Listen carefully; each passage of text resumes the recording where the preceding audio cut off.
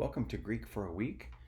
We are looking at the diagram for 1 Peter chapter 4 verses 7 through 11. If you look at the next slide here, let me point out a couple of things that we're going to make mention of in the diagram. You'll notice the conjunction de here, which is basically the reason for this here, because we are continuing the development, if you will, of the argument, really of verses 1 through 11, which is why I've labeled this part 2, because it continues the theme of conduct toward others from verses 1 through 6. So the de continues the development in the argument. Then we also have here two first-class conditional clauses, so we'll make note of that.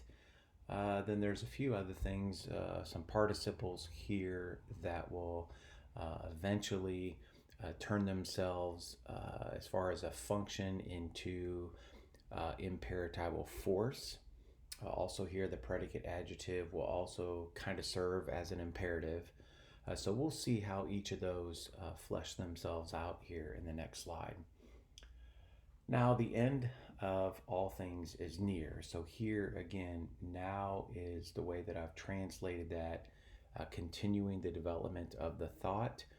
And you could say, because the end of all things is near, that really provides for us the basis all the way through verse 11, which is why Peter is providing these exhortations through the rest of the paragraph. Therefore, inferential use, if all of the things are near, then therefore let me introduce these exhortations. Number one, be of sound mind and be well balanced.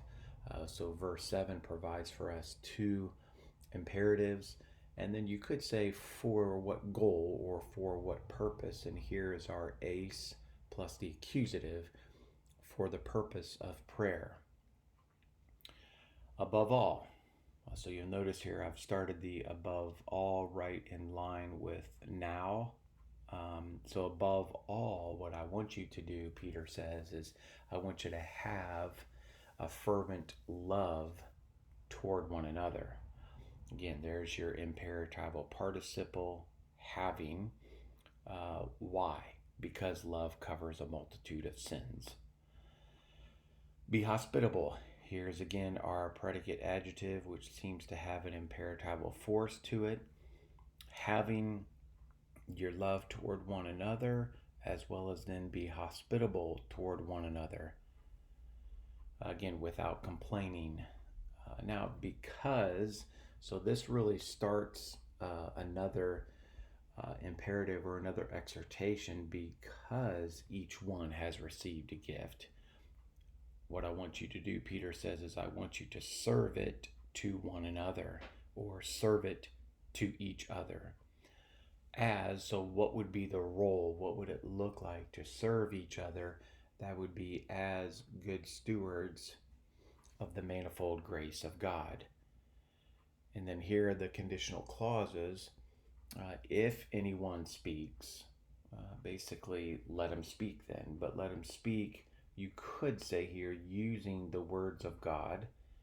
Then if anyone serves, let him serve from the strength that God supplies.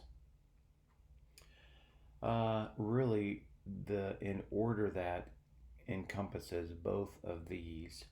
So in order that in all things God may be glorified.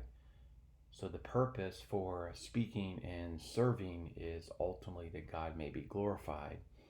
He's going to be glorified through the means of Jesus Christ. So the relationship that we have with Christ will enable us then to glorify God. To whom, so this relative pronoun here goes back to God, to whom, and then he is the glory and the dominion forever and ever. So it is interesting how Peter has laid out these verses ultimately to provide the exhortations of what it looks like to live. You could say live within the body, live among believers with each one of these exhortations, here he has done that. So if we move on to the next slide, you'll notice I have verses 1 through 6 already there because I wanted you to see what we discussed the last time we diagrammed. We talked about arming ourselves with Christ's mindset, and that is really the exhortation for those first 6 verses, because we are encountering, if you will, how to live among Gentiles. Now, the end of things is near, therefore, what should we do? Well, amongst the brethren, or among those who are believers, we need to be of sound mind and we need to be well balanced. We also need to have fervent love, again, toward one another. So above all would be kind of that qualifying phrase. Above all, we should have love for one another. We should be hospitable, again, without complaining.